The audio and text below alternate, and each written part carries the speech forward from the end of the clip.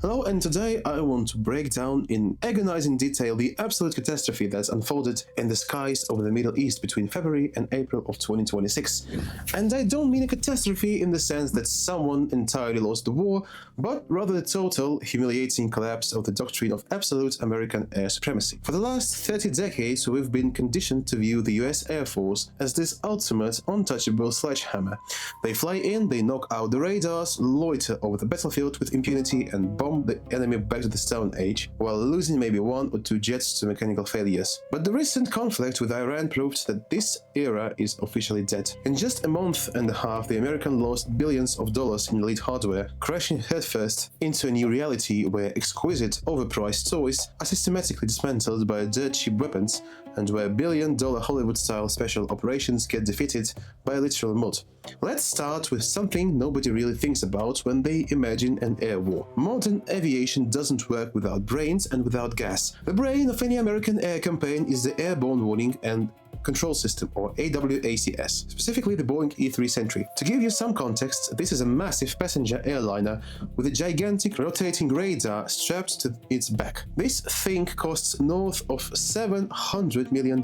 It sees everything for hundreds of miles, coordinates the fighter jets, tells them where to shoot, and acts as the ultimate flying command post. So, on March 27, 2026, this flying supercomputer is sitting pretty on the Prince Sultan Air Base in Saudi Arabia, deep in the rear, surrounded by the petrol batteries, supposedly the safest place on Earth. And then a cheap Iranian kamikaze drone, as we may see, casually flies in and slams right into it. Boom, the tail section is blown off, over a dozen American troops are wounded, and the $700 million strategic asset is reduced to a burning scrap metal on the runway. The most eagle-eyed radar on the planet, designed to spot a fly at 300 miles, was completely blind on the ground and got taken out by the cheapest weapon of the modern era. Losing that bird literally blinded the United States coalition over a massive chunk of the Persian Gulf. And speaking of gas, the logistics took a beating too. The KC-135 tankers, without which those fighter jets can't even reach the combat zone, got caught in the crossfire. 5 to 8 of them were peppered with shrapnel from Iranian missile strikes on air bases, and one actually crashed midair. The entire system started crumbling from its most foundational logistic elements. When your command and control starts glitching, you get the kind of chaos that leads to the most absurd losses. In the opening weeks of the conflict, 3 heavy F-15E Strike Eagle fighter bombers were shot down. By whom? By Kuwaiti air defenses. By their own allies. But on April the 3rd, we saw an actual combat loss that triggered what has to be the most ridiculous and expensive and disastrous rescue operation in modern military history. An Iranian missile intercepts another F-15E deep inside Iranian airspace, over the Isfahan province. The jet turns into a fireball and 2 pilots punch out. One is scooped up relatively quickly, but the second guy, the weapon system officer, lands somewhere in incredibly rugged, inaccessible Zagros Mountains. And so begins the classic survival movie scenario. The guy has a pistol, a radio, and a beacon. He's hiding on the crevices while Iranian convoys and local militia, motivated of course by a massive bounty from Islamic Revolutionary Guard Corps, starts closing the net around him. The Pentagon realizes that if this pilot ends up on Iranian state television, it's going to be a catastrophic PR nightmare.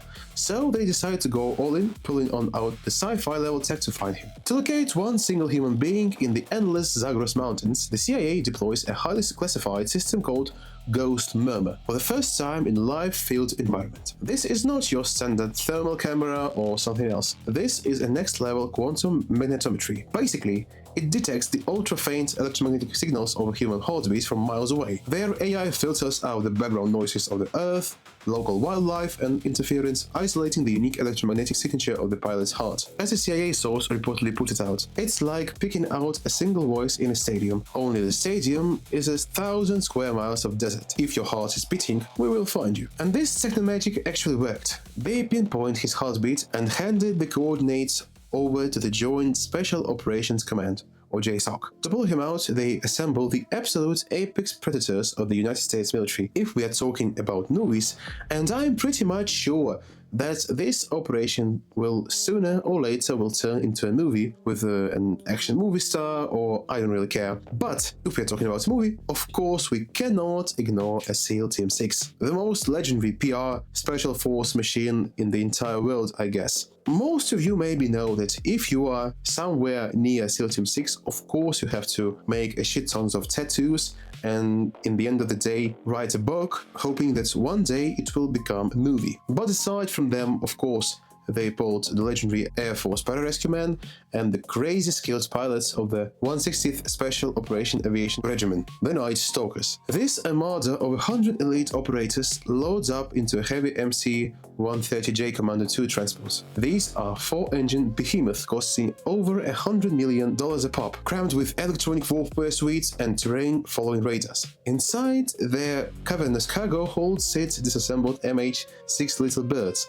the iconic Killer Egg light attack helicopters that the Spec Ops guys ride by sitting on exterior benches. The plan was simple yet audacious. These giant MC-130Js would penetrate Iranian airspace, find a flat stretch of dirt 200 miles inland right in the Iranian desert and land. They'd roll out the little birds, bolt them together in minutes, the SEALs would jump on and the choppers would dart into the mountains. They would snatch the exhausted pilot right from under the Iranians' noses, fly back to the dirt strip, load everything back into these planes and fly home to drink beer or whatever they drink. And the first half of the plan went perfectly fine. The planes landed, the choppers deployed, found the pilot and brought him back. Sounds like a Hollywood ending, right? Of course we are wrong. And it does not really care about your quantum magnetometer or your elite unit patches. While the rescue was happening, those 100-ton MC-130s just sank into the soft Iranian soil. The pilots pushed the throttles to max, the turboprop screamed, but the planes did not move an inch. They are stuck. Meanwhile, the entire Iranian military is on a high alert, and IRGC mechanized convoys are racing toward their coordinates. The American commanders are forced to make the most humiliating call possible. They cram the personnel onto the light helicopters and whatever else can fly, and they rig the two top-secret brand-new MC-30s with explosives. They blow them to Kingdom Come right there in the dirt, along with several of the little birds they couldn't physically carry out. They literally burned $250 million of their own hardware,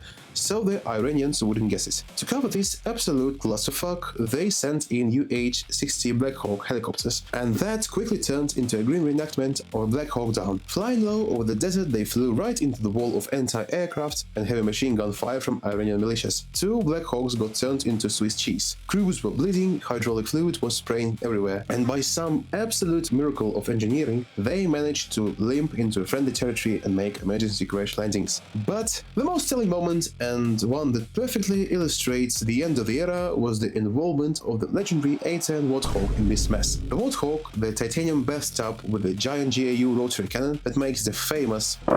This plane was built in somewhere in the 70s to strafe Soviet tank columns and point-blank range. In Iraq or Afghanistan, fighting insurgents armed with rusty Kalashnikovs, this machine was a god. But on April the 3rd, they scrambled an A-10 to the Strait of Hormuz to keep Iranian columns away from the rescue zone, and entirely predictably, it caught an Iranian surface-to-air missile, because flying 400 miles per hour over a modern military with a layered, somewhat present air defense system is a straight-up suicide. The pilot managed to drag his burning chunk of titanium toward Kuwait before ejecting, and the plane smashed into a million pieces. That loss officially closed the debate on where the classic close air support planes belong in modern warfare. The concept of an aircraft needing to get with visual range of a target to strike it is dead. And the same brutal reality check hit America's highly touted stealth tech. The F-35, the trillion-dollar fifth-gen fighter, that's supposed to be invisible and invincible in some cases, was lighting up on Iranian radars just fine. In March, an F-35 took serious damage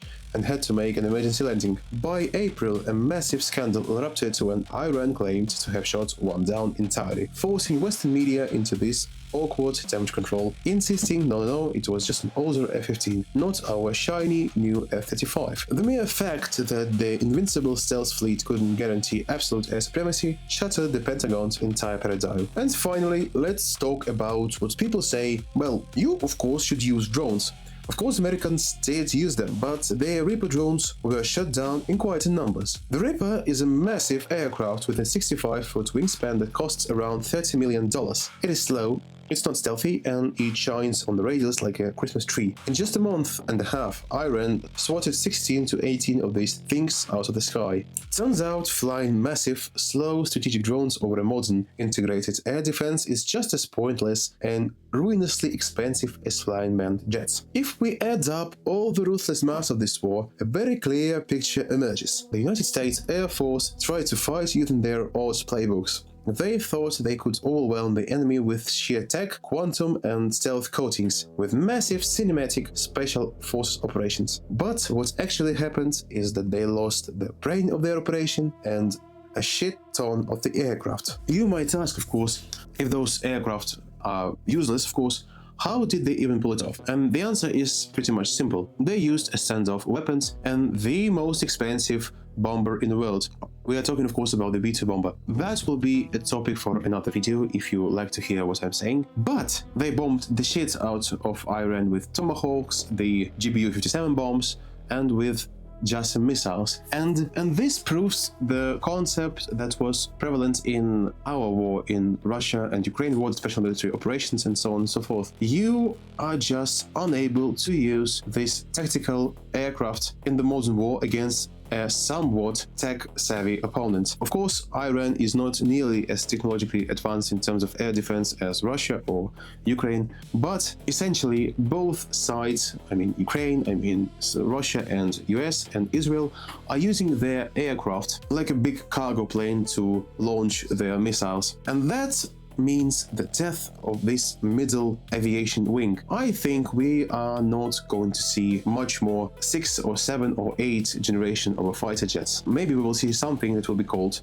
unmanned, but I do highly doubt that the minds of Pentagon and big corporations think that developing a new fighter and even stealthier fighter will be a better case. For we can see that stealth is much more about the cheap drones, which are made of fiberglass, wood and other stuff, than a big plane that, no matter what, will still be seen on the radar. But that's the thing. America learned its lesson, made a beautiful cinematic operation that I'm 100% sure we'll see in a movie or two or maybe a TV series. But what do you think about this operation? What do you think about aircraft, stealth aircraft and so on and so forth? Write down in the comment section, subscribe to the channel and bye bye, we'll see you, or how we say it, до свидания.